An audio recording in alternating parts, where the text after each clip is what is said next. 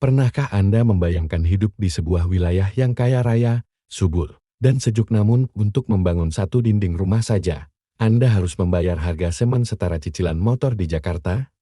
Inilah paradoks pegunungan tengah Papua. Tanahnya menyimpan mineral berharga, udaranya dingin seperti alpen, dan lembahnya hijau sepanjang tahun. Tetapi selama ratusan tahun, wilayah ini hidup dalam satu kutukan besar, isolasi geografis ekstrem. Di Wamena, Lanijaya, Yahukimu, hingga puncak, jarak bukan diukur dengan kilometer, melainkan dengan awan dan cuaca. Hutan hujan terlebat Asia Pasifik dan pegunungan dengan lereng brutal menjadikan wilayah ini seperti kepulauan di tengah daratan Papua sampai hari ini. Jadi kehidupan ekonomi di sana bergantung pada satu moda transportase, pesawat. Warga menyebutnya tol langit. Semua kebutuhan hidup beras, semen, solar, mie instan, bahkan alat berat harus diterbangkan. Hercules, Boeing Cargo, hingga pesawat kecil Caravan menjadi penyelamat, tapi penyelamat yang mahal, terbatas, dan tunduk pada cuaca.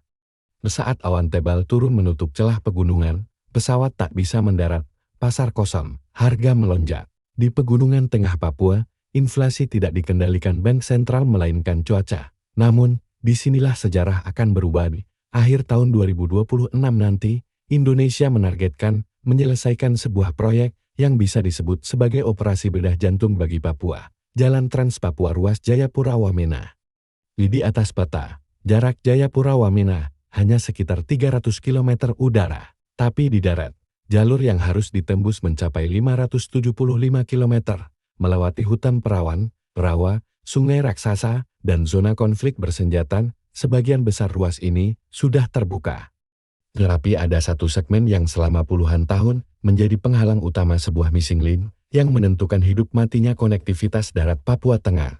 Namanya segmen Mamberamo Alelim, panjangnya hanya sekitar 50 km. Namun justru inilah jalur paling brutal di Indonesia. Sebelum proyek ini dikerjakan serius, kondisi Mamberamo Alelim hanyalah tanah lempung saat kering, berdebu saat hujan, berubah menjadi bubur.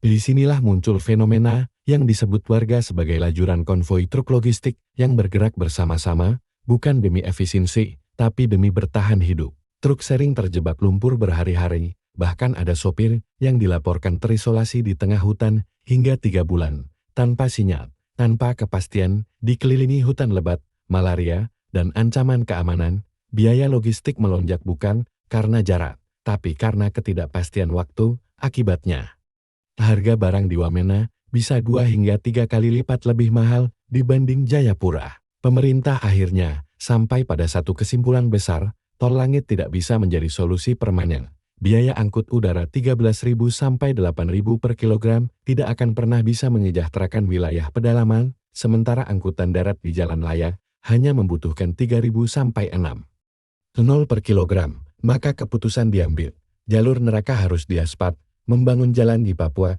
tidak bisa disamakan dengan Jawa atau Sumatera. Medannya ekstrem, curah hujan tinggi, tanah labil, dan risiko keamanan nyata. Karena itu, pemerintah tidak memakai skema APBN konvensional, melainkan KPBU kerjasama pemerintah dan badan usaha dengan skema Availability Payment.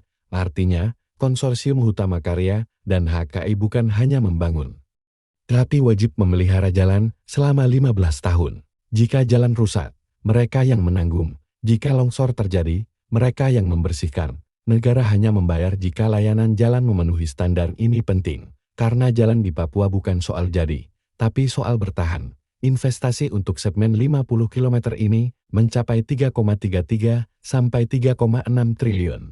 Angka yang tampak tidak masuk akal hingga kita memahami tantangannya. Material harus dimobilisasi ke tengah hutan Papua. Jalur ini melintasi sungai Mamberamo Amazonnya Papua. Jembatan lama seperti jembatan Meteor tidak lagi cukup untuk menahan truk logistik modern. Jadi 3,6 triliun itu bukan harga aspal, itu harga kepastian logistik sepanjang tahun. Namun tantangan terbesar Papua bukan alam, melainkan manusia. Ruas ini melintasi wilayah dengan risiko gangguan keamanan tinggi. Insiden penembakan truk logistik masih terjadi, termasuk pada Desember tahun 2024.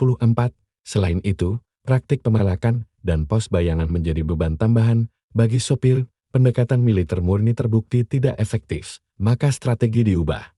Pendekatan hard approach digabung dengan soft approach berbasis budaya, di Papua, senjata paling ampuh bukan senapan, melainkan bakar batu. Tradisi ini menjadi forum diplomasi adat tertinggi. Disinilah izin sosial didapat, sengketa tanah diselesaikan, dan kepercayaan dibangun. Selain itu, sekitar 28% tenaga kerja proyek berasal dari orang asli Papua. Logikanya sederhana, jika jalan ini dibangun oleh anak-anak kampung sendiri, maka jalan ini akan dijaga oleh kampung itu sendiri. Sekarang pertanyaannya, semua ini untuk apa? Jawabannya sederhana, tapi fundamental. Keadilan ekonomi, di Jawa, satu sak semen 60.000, di Wamena, bisa 450.000 hingga 650.000, dalam kondisi krisis, tembus 2 juta, dengan jalan ini, truk 20 ton, bisa masuk langsung ke Wamena, biaya logistik turun 60-70%, harga semen, beras, dan bahan bangunan akan jatuh drastis.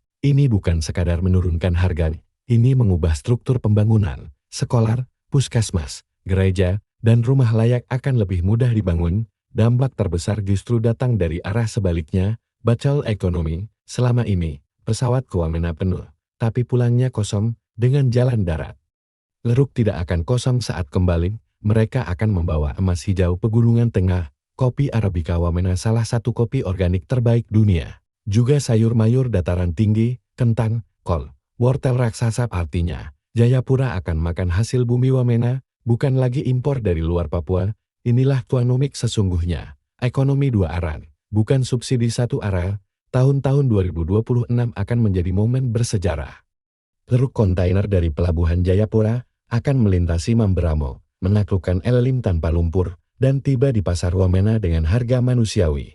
Masalah tidak langsung selesai, ancaman ODON, pembalakan liar, dan degradasi lingkungan akan muncul. Namun satu hal pasti, gerbang isolasi telah terbuka. Jalan Trans Papua ruas Jayapura Wamena bukan sekadar proyek infrastruktur, ia adalah monumen persatuan, dan Rp3.